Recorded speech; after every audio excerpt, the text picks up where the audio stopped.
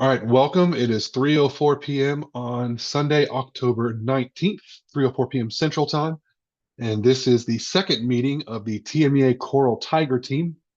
It's the three regional associations task force that are, ta- pardon me, tasked with figuring out how we're going to move our calendar and locations and many different layers of processes to work out regional and statewide auditions in the fall of 2026, moving toward all state in January 2027. When we met back in August, we talked a lot about big picture sort of things, and I'm looking back now at what our tasks are today. Our goal today is to talk about first what we want to do in terms of our regional auditions and statewide auditions. If we want to have just a general timeline of when our honor choirs and auditions are going to be, how sight reading might look in terms of 9, 10 versus 11, 12th grade, what sort of audition rep we're going to have for the different two grade bands, and then finally, hopefully, we can come up with a way that we can make all of this knowledge public and finalized by February 1st of this year. So, looking like we have people from all three parts of the state here. Let's jump right in with what you guys have worked out so far. Talk to me about the first thing on our list today, in person versus online for regional auditions. Have your regions had a chance to talk through this? I'm just going to take notes as we go. Um, for Middle Tennessee, I'll turn my camera on since I'm talking. Hi. So for Middle Tennessee, we haven't made any official decisions, but we sent out some calendar options to, our Tiger Team people to see what the preference was, and I think a live audition is definitely preferred for us. For our regional auditions.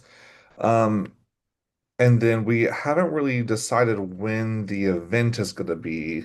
The two options we've kind of narrowed it down to would put the mid-state event right after the second tier recording window. I'm looking at a calendar version that I pulled up. So that's one Mhm. option that we have.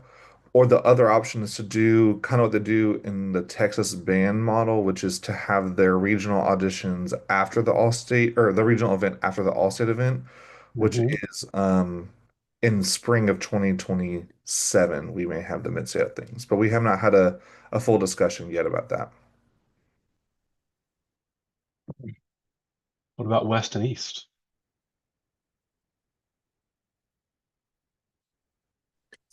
I'll go ahead. East Tennessee, the people with whom I have spoken still prefer live auditions, and they honestly still prefer to keep our regional All East event the same weekend. Moving forward with ETSU, ETSU has been planning with that, and we're moving from Lee University to ETSU for next year. Um, so right now, we're going to stay the course and attempt to just move the second tier audition for all states into the fall. It'll sort of be a trial by fire year, and we will see afterwards how that goes and recalibrate. Roundabout when will is the East auditions and events if you're trying to keep it the same? Correct. When are those? Like Oh, you've already sorry. had all East auditions this year, right? Yes. You're asking when the honor choir event is or the auditions? Both. Okay, auditions are usually the second Saturday of September, and the actual All East event is the weekend right before Thanksgiving. So it kind of sounds a lot like what Middle's thinking right now in terms of doing it right after that second tier window. Pretty much, yeah. We talked about moving it earlier, but the majority of, at least there were a lot of loud voices at our in our August meeting that were not a fan of moving it up any earlier because of Veterans Day obligations. Sure. What about West Tennessee? Am I the only West Tennessee here right now? You're the only one I see. Ah, okay. Well, I don't really want to speak for all of West. I was kind of hoping Rachel would be here, but we didn't talk significantly at our meeting about moving dates up. Ours right now is about the same. It's about the second weekend in September and then the weekend before Thanksgiving this year. I didn't hear anybody talking about changing that for next year. So, but I'm also more of a peon than than in charge of anything this year. So You're the one I'm who's not here, really so sure you if get Rachel's to make they all were the going to talk about calls. it at the meeting because a lot of the times West Tennessee, since we're broken up into North and South, Mhm. West Tennessee has their own little meeting during All West, and Memphis does the same thing with theirs. So can you run those dates again by me? I was typing the Yeah, other thing. our let me double check and make sure I'm not lying to you, but uh our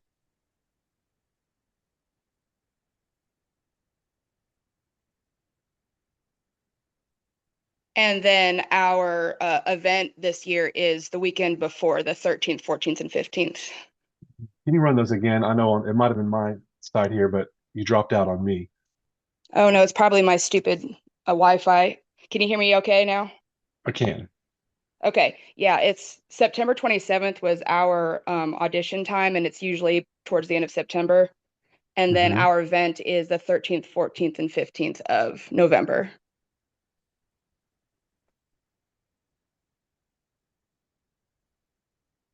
Um, so That's for this year. That's not what we discussed for next year. I mean, sure. yeah, I'm just putting literally ish down. yeah, Um, ish.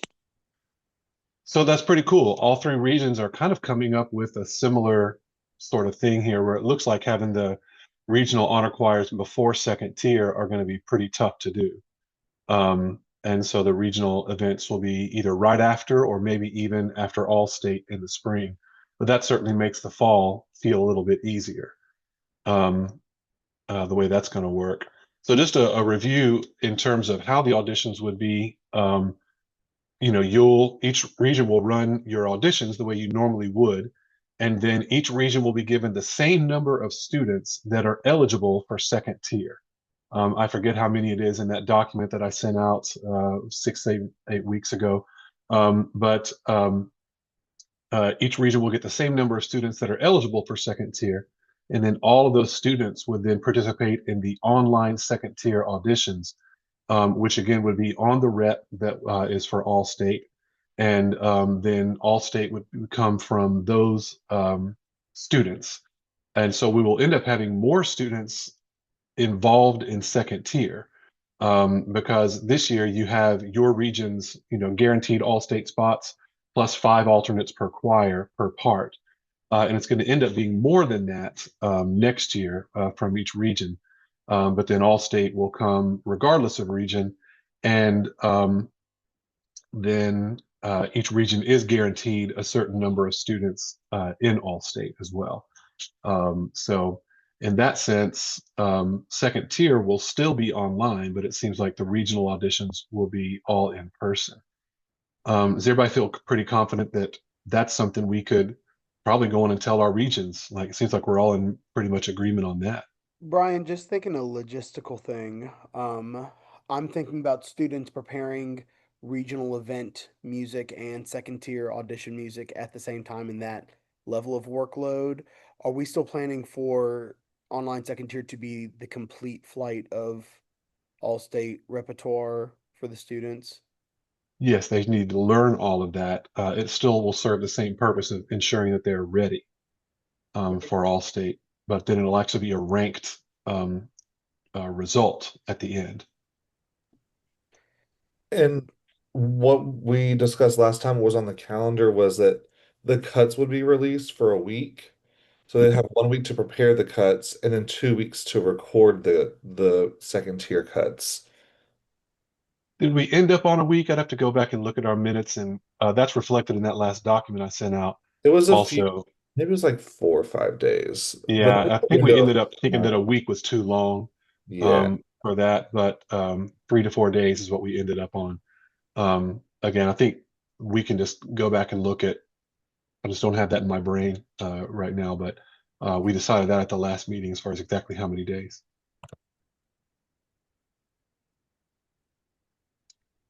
Well, this is great. We all kind of have an idea, and in terms of um, implementing it, each region is just going to handle that. Let's talk about sight reading. Has any region talked about how sight reading might look different between 9, 10, and 11 and 12 for next year? Brenna, for Middle Tennessee, Brenna has kind of taken that role and we kind of divided and conquered. And I think I have to go back through our long text chain.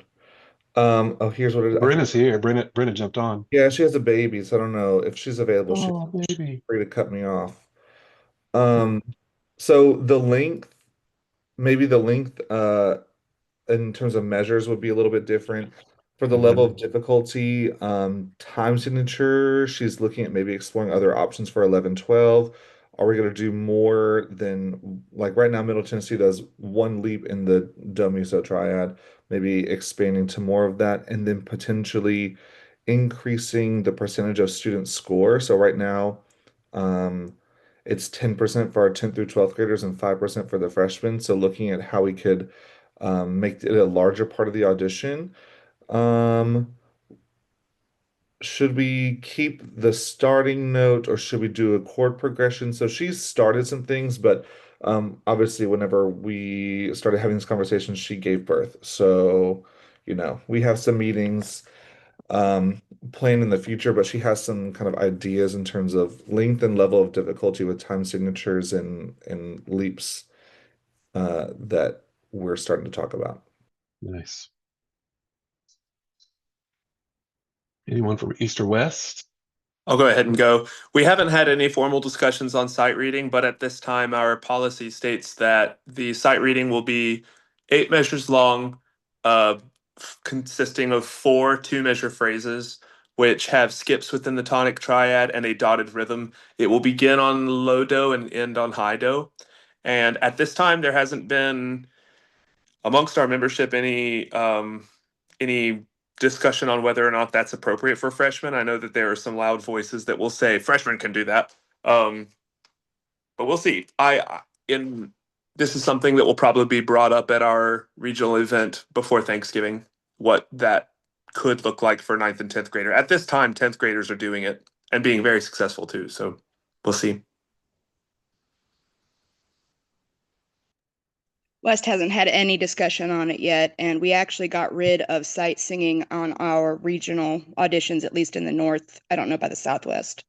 So our high schoolers haven't been doing it except for the all-state tryouts. And what does sight reading look like for the all-state tryouts in West? Start on do, low do, and don't quote me, but I feel like it wasn't 8 measures. I feel like it was less, and no leaps greater than a third, and no rhythms greater than like I don't even think we did dotted, honestly. But we ended on low do every single time when we did it, I remember. So I think we just got rid of it about 7 years ago because it was just I don't even remember why. It was a huge discussion that lasted like 2 hours. So I think I blocked it, honestly. Those are the best kind that you just forget about.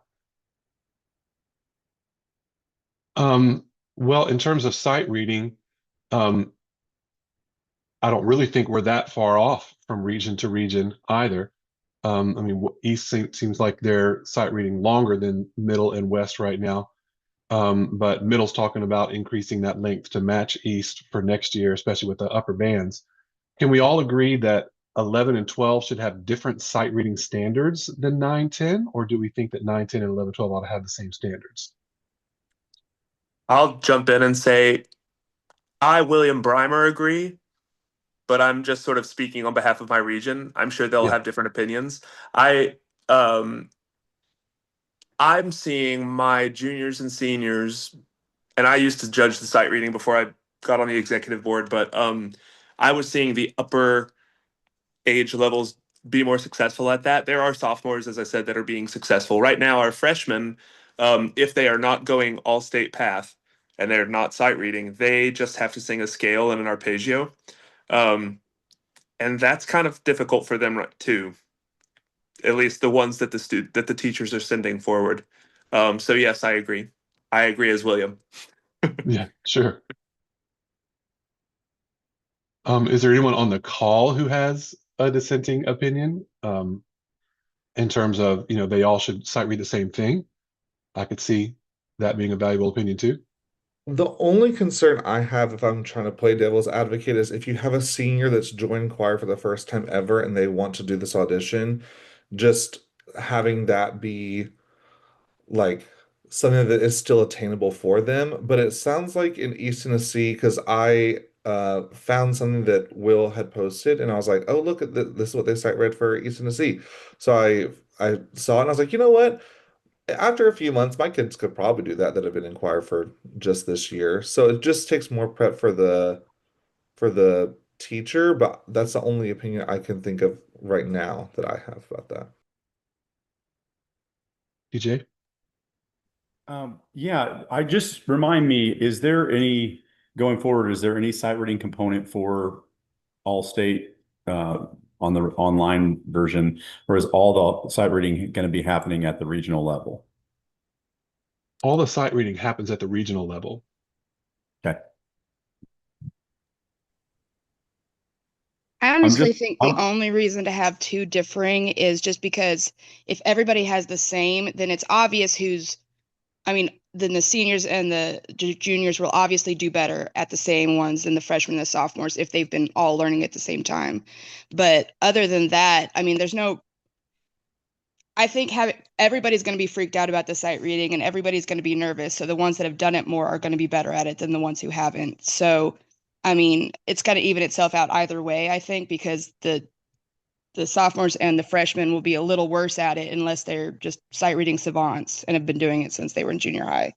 So I don't know if they need to be separate. Like having the same one all the way through will still kind of show you who can sight read and who can't. But if you want to differentiate between maybe they've been in choir for 4 years, 3 years, and maybe they've only been in choir for 2 and 1, then that's why you would separate them out, I think. I guess what I'm kind of going back on I'm on a little bit different question slightly, but if we're trying to unify the playing field across the entire state for the highest caliber of, musicians, singers, does there need to be a uniform sight reading standard across the state as part of that, either at the regional level or, eventually at the all-state audition? Just throwing it out there. That was my question too, TJ. Thank you. I think this committee can make that decision. And, we'd be happy to come up with what this is. I'll tell you one thing that MTSBOA does. I don't know about the instrumental associations in the other regions, but it sure is convenient for the students to know that if I'm in 10th grade, I need to be able to sight reading factory level 3, 4, and 5, because that makes it equitable across the board to every kid. Whereas, the way we do it with MTVA, you can explain that, yes, there's going to be elite in the tonic triad. It's going to start in on do, but that's just a little bit harder to explain if you just learned what line to look at 4 weeks ago. But if they could go home to sight reading factory and know that I've got to be able to do this, then that sure is a really great thing. Carter, Michael, do you guys want to talk about that level of things? Yeah, and from a teacher's perspective, I think that makes the preparation process easier because I can create I can create an infinite number of sight reading examples because I can set up those parameters inside of Sight Reading Factory that I know are exactly what those students are going to see in their mid-state audition. The idea of common criteria across the state, I think, would be a very positive thing to start with. I don't know that exists on the instrumental side, but I would hazard a guess that if this group was to make that decision, that it might push some decision making into that as we progress through the years. I don't know that that's going to happen anytime soon, but I think that could motivate some decision. And I think this is a question from me to the Middle Tennessee folks. I spent a couple of hours working through some mock auditions with some students last week, and it's my first experience since I was in high school preparing for that audition. So Brian, I got to hear your voice a whole lot last Thursday. It was great. What is the overall consensus of the difficulty level of the current sight reading scale layout?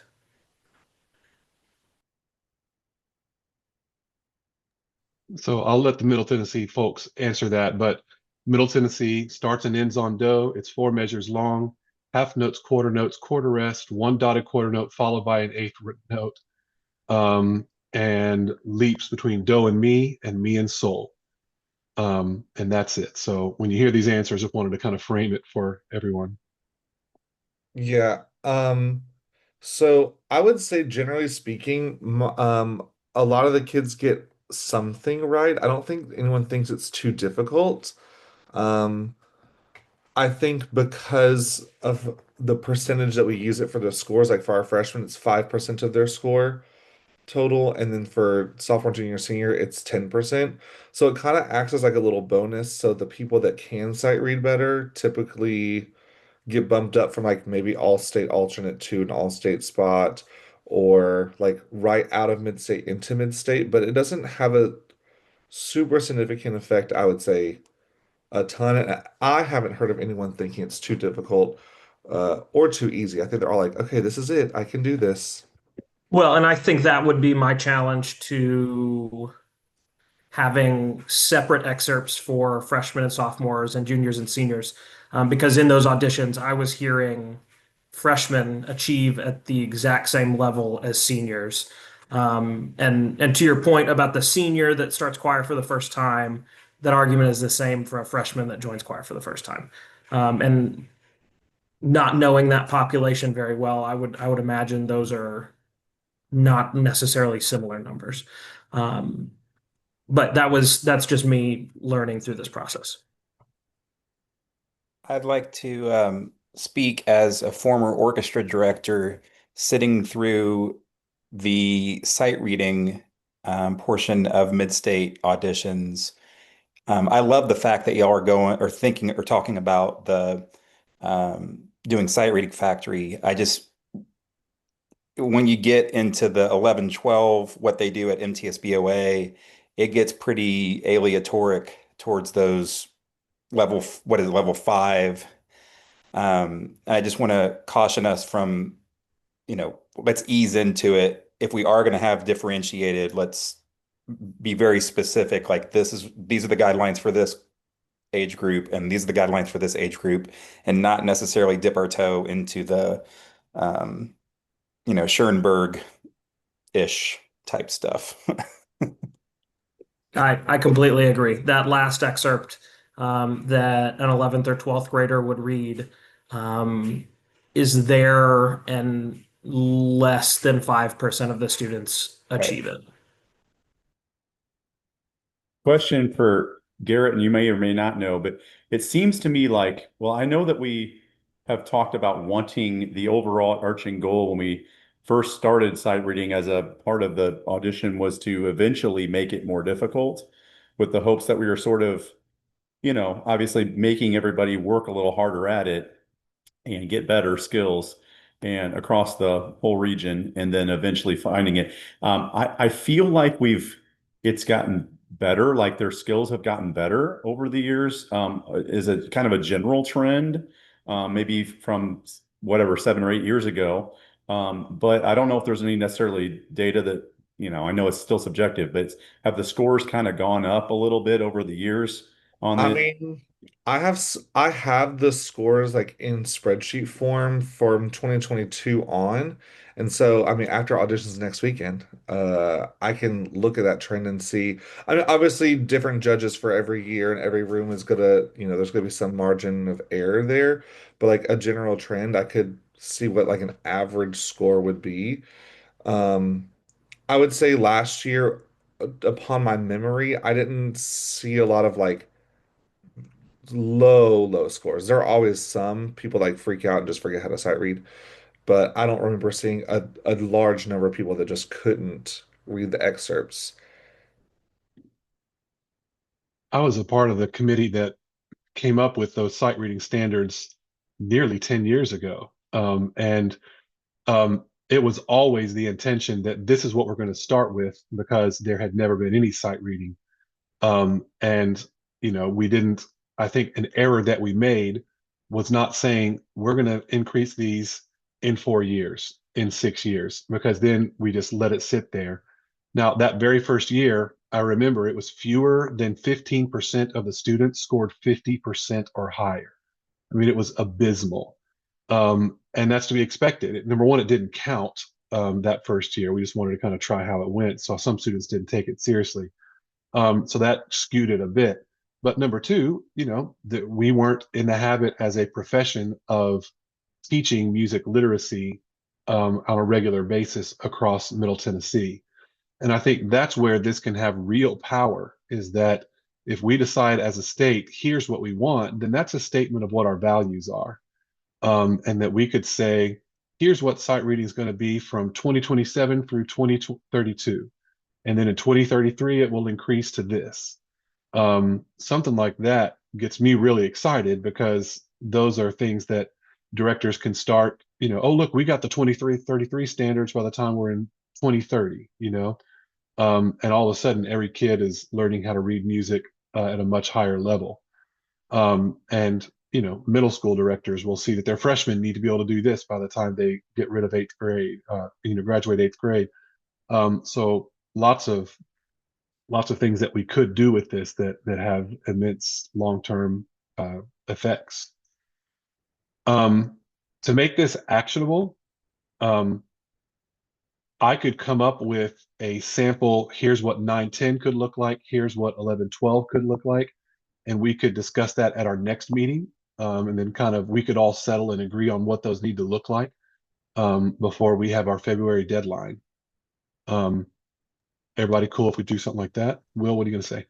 Oh, I was curious if the other regions have practice examples on websites because I would love to look at them. I've been writing the audition examples for the East for the last 3 years, and backing up a little bit in our conversation, when the East started adding sight reading to auditions, I hadn't started teaching yet, but I think I was like helping with auditions still because I was in grad school, but they started with 6 measures with the idea that once again it would get harder. And a couple years into my teaching career, I want to say 4 or 5, they added 2 measures to the end of it. And there was in that proposal, there was the idea of adding skips within the dominant as well as the tonic. That part didn't pass because too many directors were scared of that. But that was the direction that East was going at that time. Then COVID happened and we kind of fell off the wayside. But yes, I would love for you to say, here's what it looks like. But I would also love to see what other regions have in place already, like practice examples, because I love knowing what we as a state are doing. That's all. Yeah, I can write an email to you right now with the ones that we have on our website from 23 and 24, and then after this weekend, I can change the ones that we used for this year's auditions. Brian writes them for us, so yay, Brian, thanks.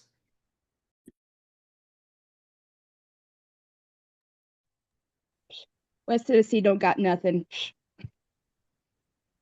We did at one point when we were actually doing all stuff, but they would always send them during like with emails and all that, and they were past all state ones. And so our website's kind of just bare bones, honestly. So sorry, we cannot provide you with anything unless I find my archives.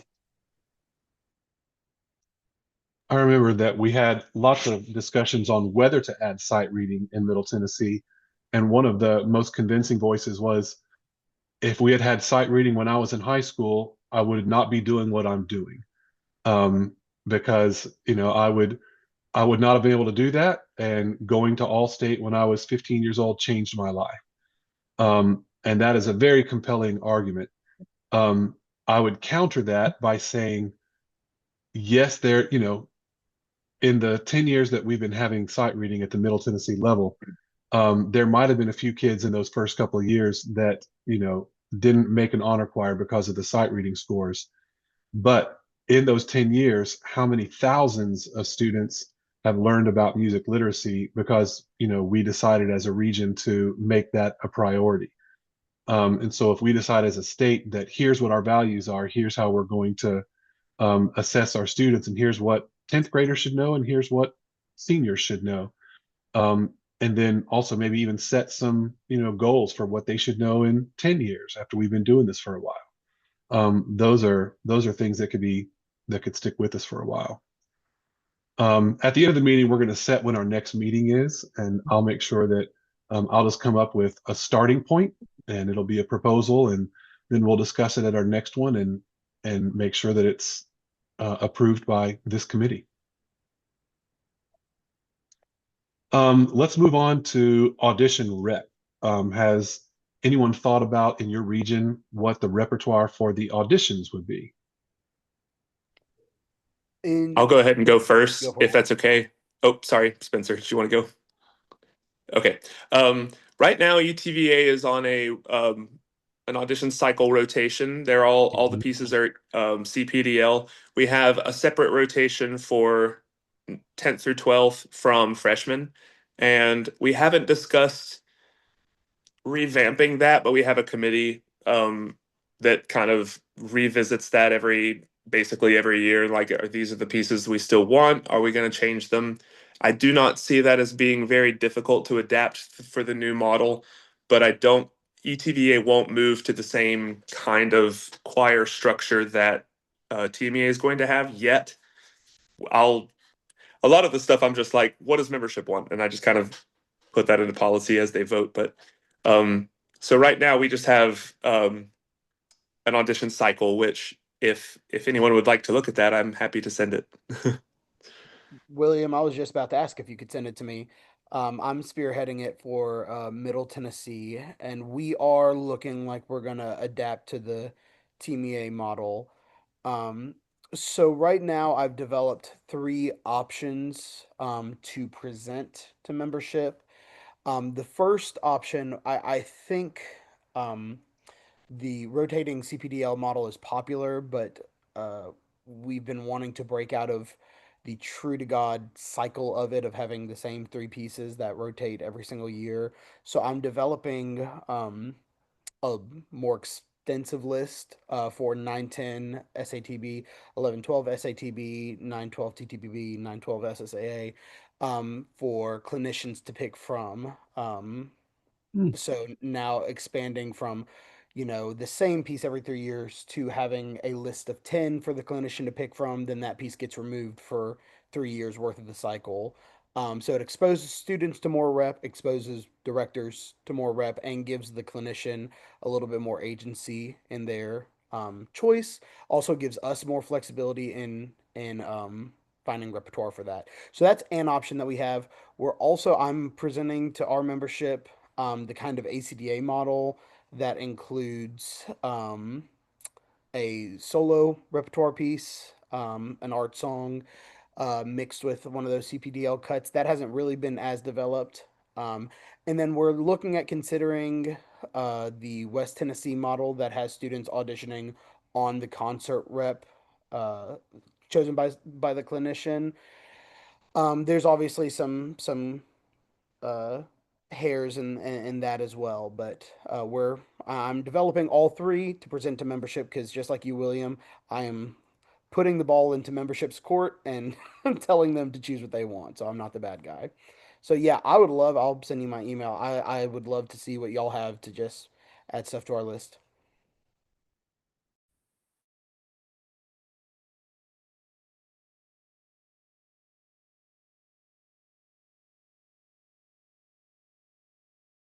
Hey, You're Brian. muted, you Brian. do. Sarah, nothing from West yet that you know of? I'm just in awe at how different all three regions are, honestly. I was here going, what do you mean audition model? We just use the same songs we sang at All West. So, yeah, we Southwest has a piece and Northwest has a piece, and they do one from each since we are, we're like the Civil War here in West Tennessee, the North and the South. And we put them together, and that's how they do the all-state audition. So after that, it's just the Battle of Memphis against every other county in West Tennessee and see who can win, you know?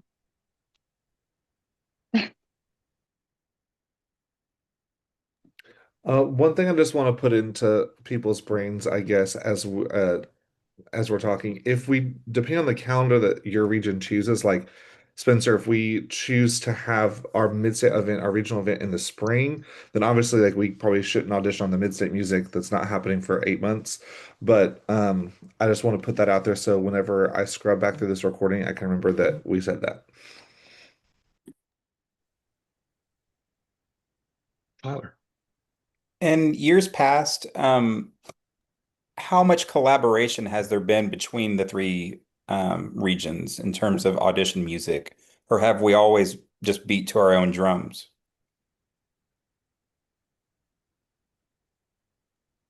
Yeah, I Yes, we're don't all beating remember. to very different drums. Okay. Because when Spencer and Will are like asking each other to collaborate, I'm like, oh my gosh, have we never done that? Is that, I mean, I'm very ignorant. This is my first meeting of, TMEA across the board. So I'm never in any choral caucus because I'm always at the piano at the convention. I've never been to the conference. Um, so has that never happened? It's not since I've been around, and it's been the same sort of on the instrumental side, and that's kind of one of the byproducts of this whole thing. Moving our conference in January, it sort of forces us to have that dialogue that we probably should have been having about 20 years ago. Yeah. And what we're finding is that each region, we all do similar things.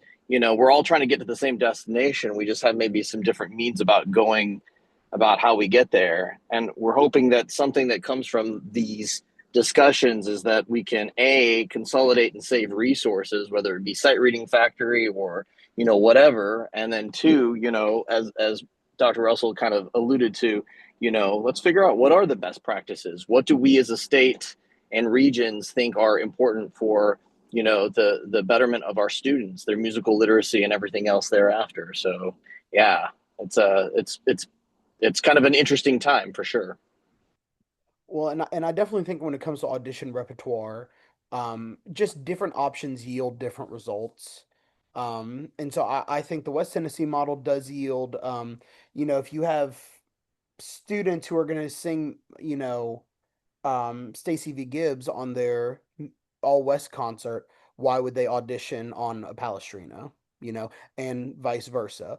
Um, so they just yield different results.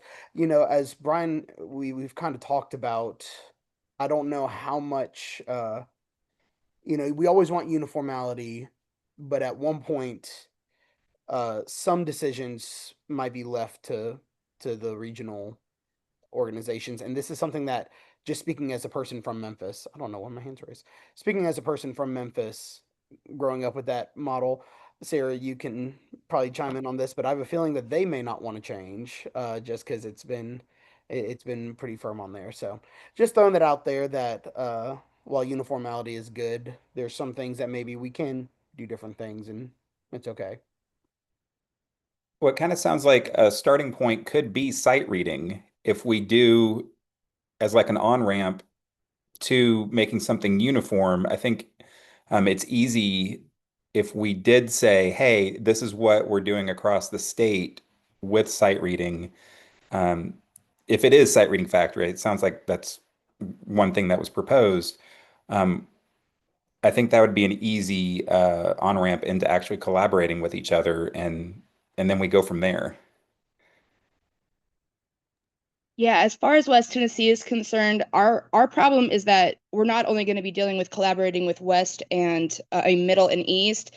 We're going to have like West Tennessee as a whole is going to have to actually work together, which is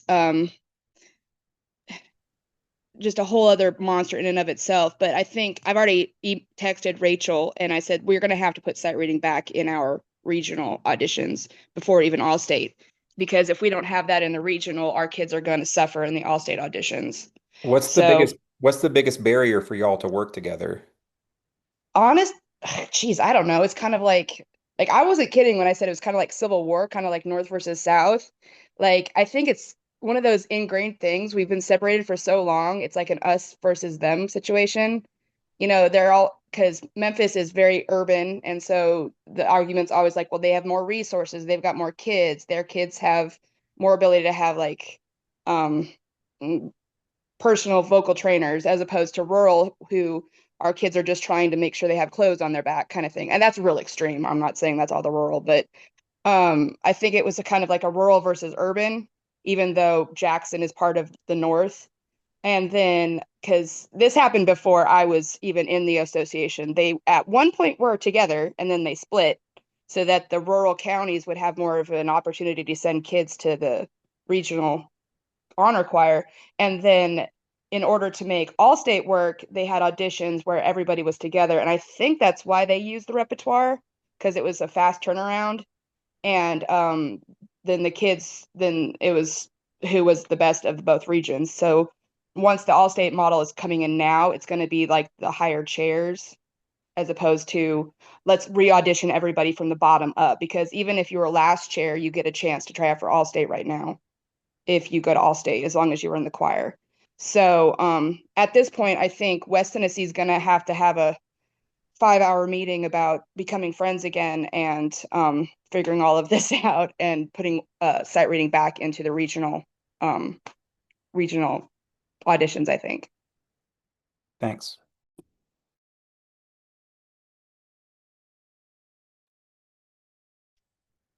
At our last meeting, we had talked about a couple of different deadlines. The biggest one we had was February 1st, wanting to be able to say to our entire state, here's when our regional auditions are going to be next year, when our regional events are going to be, here's what the kids have to audition on, here's what sight reading looks like. So that then we as a profession have the spring semester to kind of get our life together and going from there. On a statewide level, I think we are ready to move on with Snap Audition for our second tier platform. It doesn't sound like any regionals want to use Snap Audition for your regional auditions. So that means that for us, it'll be even less expensive because we're not going to have to worry about building in sight reading to Snap Audition, whereas that was something with regional auditions we could have done. But if everyone's cool with it, I'll just reach out to Snap Audition and tell them that we're not going to use, the sight reading, portion, because all of our regions are going to be live auditions next fall. And the other thing about at the state level, we've already secured our clinicians for 2027, and we've got about half of the rep already turned in. So we hope to have like the repertoire, approved by, like, normally the process is I'll vet it with the clinicians and say, yeah, this works, but what about this? And then like with the clinicians and I come up with an agreement, we bring that to the executive committee. And then there's another step that we might do some more editing. So anyway, there's always 3 or 4 months that go into finalizing the All-State rep. Our goal is to have that finalized by this February 1st deadline, because that'll give us plenty of time to then, like we could have All-State music in everyone's hands by August 1st, or in the 3 different regions' hands by August 1st of next year, so that you can then distribute it, at your regional auditions whenever those end up being, probably in September or October of that year. So we're going to be prepared for that layer of it. I also sent something out yesterday to the regional leadership, asking them to forward it on to everyone. And included on that is a jot form that any teacher in Tennessee can fill out, that would be just suggestions for future clinicians. And so hopefully that that would be good. Spencer, am I wrong in saying that we mentioned TMEA providing all-state music with the earlier second tier? TMEA is doing that this year. We've purchased it and delivered it to the regions. Now, the individual schools will still purchase their copies of it. But each region already has their music. Will, were you guys able to pass that out at your regional auditions? I have not given it to them yet because it has been our practice in the East to wait until after our regional event before kids know that they're in all state. But I'm going to have it with me at All East, and I will have it divvied up and ready to give to those directors. Hey, Brian, I have a question. Please. So I'm looking through that email that you sent. Since Will hasn't passed it out and I haven't passed it out for middle, is it best if we just collect the SATB copy of Stomp the Fire and we just hold on to it so we actually do get them back? That'd be great. Okay, because I don't know if you've looked through the music, Will, but the SSAA choir was given an SATB version of one of the pieces. So there's printable copies of that now. So if you want to take them out or have someone take them out, that they don't get them the wrong copy. And let's see here. Sarah, did they give that at the West? Well, no, y'all have separate West auditions, so it'd probably go out to you guys at the All-State auditions because that's when you'll know who made All-State. That is correct. Yeah. So I'll reach out to Dustin and ask him to take that SATV version as well. Just as an aside, there's a good number of pieces that do have to be printed this year. That's great because most of them are free to us, which is great. But there are a few that we are, paying for. Each school is going to pay for as a part of the packet, but we still have to print them. They're just, but we didn't have to, get them sent to us and all that. But just make sure your directors know that the music they have in the packet isn't everything they need, and to check that list. Well, if our goal is to have all of this done by February, things that we need to do as a committee is decide on a unified sight reading standard. And then basically everything else needs to be done by each individual region, right? Determining what the rep is going to be, when the auditions are going to be, where the honor choirs are going to be. So knowing that this committee really only has one more actionable thing for us, I've got to wonder, do we need probably 2 more meetings of this group before that February deadline? One to discuss the proposed sight reading standards, and then we'll go back and make edits, and then one to, codify it and ratify it. So can we get out some calendars here and take a look at what might work for 2 more meetings between now and February 1st? Why don't we do that second meeting in January 1st, because that'll determine when our one is that we probably want to have in 2025.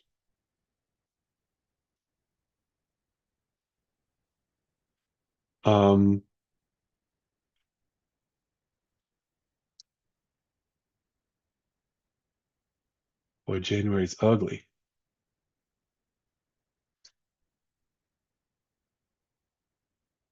If we're trying to stay on Sunday afternoons, I could do the 11th, 18th, or 25th. The 18th is MLK weekend. And I've got things on the 11th and the 25th at 4, but I could be late to it if I needed to. Or I could Zoom in the car right before I walk into that 4 o'clock rehearsal. So anyone have an opinion on, let's try to stay away from the 18th MLK weekend. What does everyone think about January 25th as the meeting where we're going to ratify everything and put everything on paper? All right. January 25th, Tiger team meeting, 3 p.m.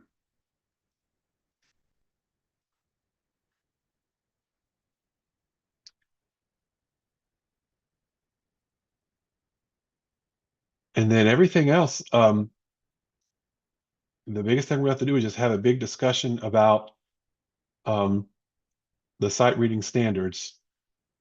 It's currently October 19th. I'm hesitant to meet in December because it's December.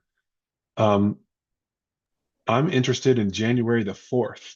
That's kind of right before I bet we all start school. Um, Tyler loves that idea. I just clicked back in November and was like, whoa. Oh, got it. Sorry. No worries. Does anyone like to propose a date in November or December, or anyone have an opinion about January 4th? I personally would prefer a date in November just so Okay. that I have stuff to bring to the general meeting Mm, that we're going to have at All East. So whatever one of those, I'm on the Zoom call on my phone, so I have to switch back and forth.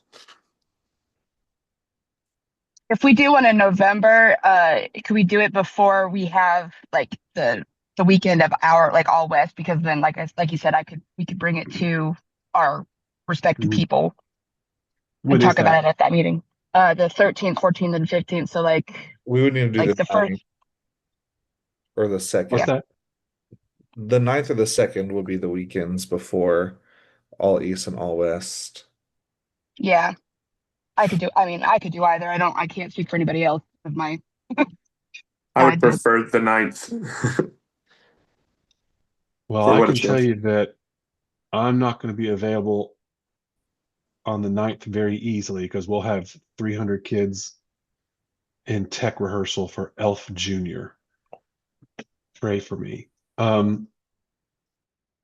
So I could do it late in the evening, like 7 o'clock Central. Um, or I could do the 2nd if we're trying to stay on a Sunday. Hey Brian, the next day is all county and you're hosting all county for us. Does that matter to you? Yeah, we're hosting all county, but all we're doing is just setting up in the choir room. I mean, I just want to make sure you didn't, forget. right. Yeah. If doing it before All West on our side is a issue, then it's not a big deal. We can we can communicate via email in our region. So No, I think that's huge. And that would also be before Midstate. So we could talk about it as group at Midstate. That just makes tons of sense. If we did the 2nd, there is a membership meeting for MTVA on the 4th. So TJ, because none of the Rutherford County people will be available, but TJ could get that information out on the 4th if we did it on the 2nd.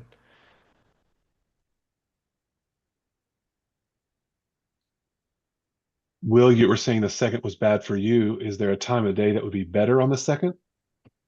If the 2nd works with the majority, we'll be okay. Let's do that. Is there a majority that this doesn't work for, or shall we jump in on the 2nd? All right, the 2nd at 3 o'clock.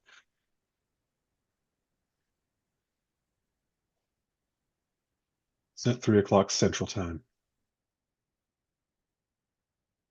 All right, I will try to get a starting point out to everyone for this sight reading standard in the next week. That'll give you a week to kind of look at it, and we'll go from there. As I'm thinking through this next step, does anyone have any experience with Sight Reading Factory in terms of creating like custom levels that they save? Like I think I've seen on Sight Reading Factory, like here's the Texas UIL Region 4 level or something like that. Garrett, you have experience thinking through that? We've done that for our classes. I could play around with it some more before that happens, though, that meeting, though. Cool. Yeah, I've done it for like my classes as well, but like I just remember seeing like you can go to sightreadingfactory.com and there's levels already saved, for different things, and wondering how much that would be. Because as Tyler was saying, like I'm hesitant right now even to give many 12th graders level 3, with all the leaps that are already built into that. But if we could have some sort of customized level that gets them what we think they need, that still gives them that easy access through a unified platform. That changes the next steps in terms of coming up with these levels. If we, I'm just trying to get my head around, if we're talking about coming up with a uniform level for the state, then is the idea that each region would adopt those levels and have those as a required part of their auditions coming up next year? Who has thoughts on that? Because I mean, just to be honest with you, like to be like the most fair, I almost feel like the sight reading would have to take place at a regional level if we're going to do something uniform, because if we waited to and I guess this isn't even really on the table, but like if we did it like this, even if we did come up with a uniform sight reading that was said, here's the state of Tennessee standard that we're all three regions are going to be working on or using. Even if the scores were poor and, you know, not to say they would be in West, but like if they haven't been using that for a long time, they're going to go through probably some of the same shock factor that we did when we first started. Like their scores may be pretty low on them, but it would be uniform low for their region and still you know what I'm saying? So like there still would have the same number of kids still available for All-State and not be penalized at the All-State level for you know, maybe a bad score on a sight reading at a regional level. It's like, okay, that's a goal and we're all working toward that. And each individual kid is going to try to get real good at sight reading so they can make that All-State audition, but they're not penalized at the All-State level still. They could do kind of like what Middle Tennessee has done, where like for the first year, like your freshman year, it's a smaller percentage, or you could do I don't know if it would be beneficial to have it not count at all because you might have kids that don't take it seriously since it's not actually counted to the score, but they could kind of grandfather it in as the years go by. I don't know. Because What if we were to say, like, here's the standards, you know, for 9-10, here's the standards for 11-12. And in fall 2026, it counts 0% for the entire state because the entire state's going to have some level of shell shock with it. And then in fall 2027, it'll count 5% for freshmen and 10% for, you know, 11-12. And the next year it's 10% and 15%. And then, you know, maybe we do like a slow on ramp over 3 years so that the standards get accustomed to being taught by the teachers and learned by the students. But the repercussions of the initial shock would be mitigated. And that way we're still kind of setting goals. And then we could even go further and say, and then in 2033, the percentages will stay the same, but we're going to add this, you know, for 9th and 10th and something like that. I like all of that. Here's just a, I guess, pie in the sky idea. If we're going to be kind of saying we're going to put these by sight reading factory levels, which I like, and I love the idea of every student being in the state then being able to access that with an account. You know, that reflects, or somehow we can show and say, here's exactly what it is, and that every person in rural everywhere or urban everywhere could get on that website and have access to practice it even just on their own. So that each student could say, okay, I'm at level one right now. I'm going to try to get to level 2 by next fall or whatever.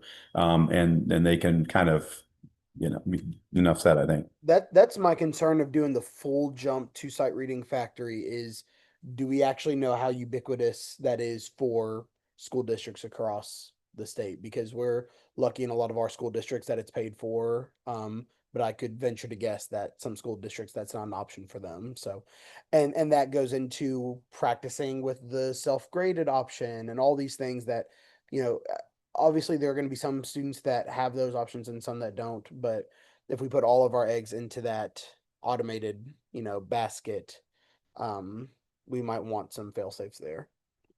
Along those lines too, I think it would be good because if teachers who don't use Sight Reading Factory are seeing that they have to use it, maybe coming up with some sort of like, hey, this is how you use it training video for our purposes, because the students in this case probably will be smarter than the teachers. They'll pick up on it, and over time, I feel like that they'll get really good at it, and they can quantify how well they're doing rather than I didn't sing it right and I don't know what I need to work on.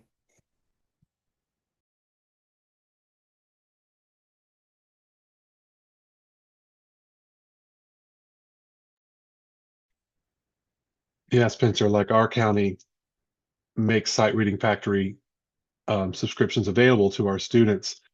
I think if this becomes a standardized way by which students are assessed across the state, then that's going to give a whole lot of teachers and administrators ammunition to make that available to their schools as well. Especially if we start talking about these are scholarship dollars that our kids aren't having the same shot for. So can we pay $3 a kid to, to have that happen? I don't know. Well, I could see that as a yeah, and I think the flip side of it is it could also be the thing that pushes a teacher away from auditioning. But that's a place where our urban and rural outreach chair for TMEA can definitely do some legwork to help make sure that students are taken care of. So just devil's advocate trying to work out absolutely. things. Mr. Chester, can you speak to that equity and accessibility level on the instrumental side from Middle Tennessee or across the state? Are you talking about as far as having access to Sight Reading Factory in particular, or as far as our sight reading practices? I think just Sight Reading Factory in particular. It's the same thing. You've got school systems that have it and some that don't.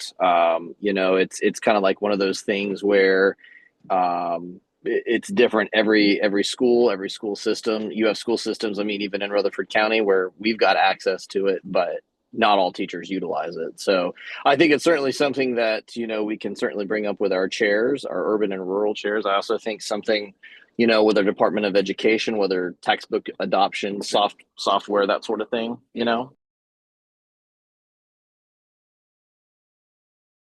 I just looked on, go ahead, Amanda.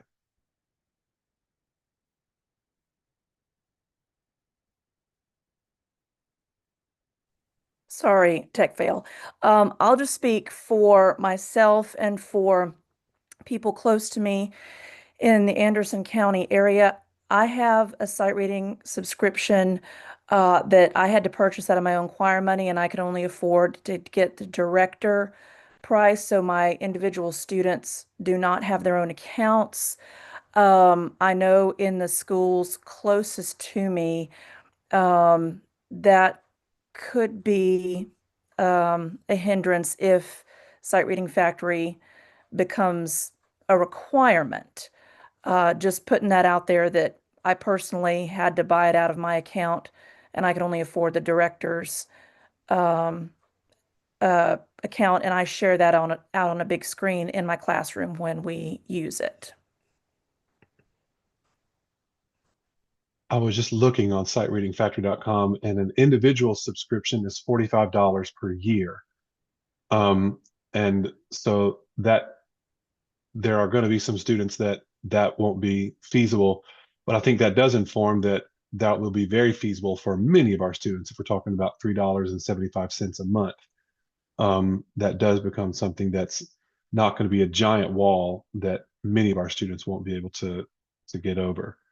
And of course, anything we're talking about with resources, there's going to be inequities that will creep up, and our job is to find the smallest walls to create and the most number of ramps to get over them. So all the things to consider. Any closing thoughts from anyone? Hey, Brian, I think that if Sight Reading Factory is kind of where we think things are going, I certainly think we can, at the TMEA level, we can certainly try to figure out, if there's any wisdom in leveraging resources by paying for a statewide subscription or, trying to see if we can get any kind of discounts or anything, doing things in bulk. There's also grant opportunities out there that we should be eligible to apply for. Again, if this is something that we think is going to be where we're going with things. I think there are a lot of possibilities out on the table, for sure. Just had a couple things I wanted to add. I don't know, since we are a state organization, I don't know if Sight Reading Factory will be charging, if there were some kind of statewide account, if Sight Reading Factory would charge us differently for that. In my experience, the teacher's account is about $45, and then the student's account is it used to be $2. I always use the Coralosophy code and get so much off. But anyway, but then you can have so many accounts that you could just link to that, and then they would be renewable with new codes from whoever is operating that main teacher account. And if TMEA, like whoever the Coral chair is, were in charge of that, well, I'm thinking in terms of logistics that don't really matter yet. But regardless, that's just me thinking that out loud. My more pressing concern is knowing what our standards for sight reading will be and how that will look. I'm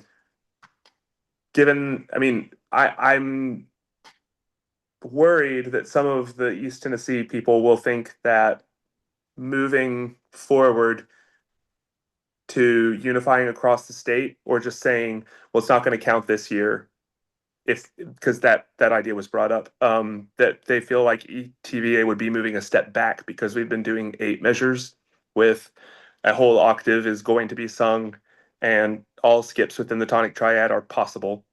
That's my concern. And now I'm done. I wonder if it's at regional level, if we came up with the standard and you said, well, that's great, that's the state standard, we're going to go beyond it as a region, that, that would still be like a way to satisfy those people to say we're above the standard. I don't know. That's why we're in this committee. But thanks for that.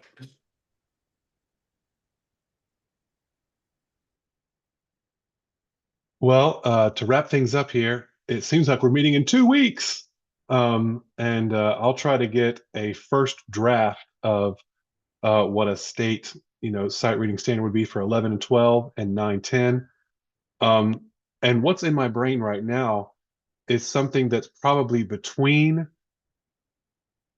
I bet like 11, 12 would be close, if not a tiny bit more difficult than what East has right now for all of their folks.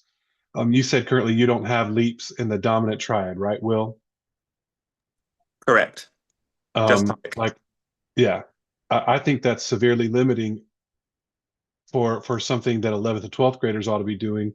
But I think you could easily limit it to re, ti, do. Like you could have that leap in the dominant triad if it resolves to do, or fa, re, do, fa, re, mi, like something like that. You could have a leap in the dominant if it resolves to the tonic at a cadence point.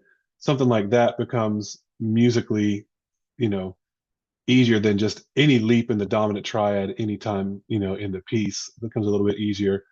But MTVA doesn't have that either. And I like what TJ was saying, that you could still have sight reading count for your all East auditions. But we could, as a state, not require it to count in the first year. But if ETVA chose to make it count, you certainly could. And that way you don't feel like you're taking a step back. But for regions like Middle or West that might not be exactly at that same level of rigor, it would give us a year to ease into that and then get us as teachers and students accustomed to, teaching these new standards. But I'll try to get that here in the next few days. And we've got a teacher work day on Wednesday, so I suspect most of that will be done on that day. And then we'll meet again at the end of January. And our goal is by the end of January to have a document that we can then distribute to the entire state that says, here's what all state's going to look like, regional auditions, regional events, and all of the things, so that we as a state know what's happening. I think that's a really good place to be by February 1st before the next year. So that's pretty awesome. So in the meantime, I guess as regions, we need to continue working on where and when regional auditions would be, what the rep is going to be, and where regional events are going to be. Anything else before we go? Thanks everybody for jumping on a Sunday afternoon. Good job. Thank you. Thank you, Brian. Good job, everybody. Thanks, everybody.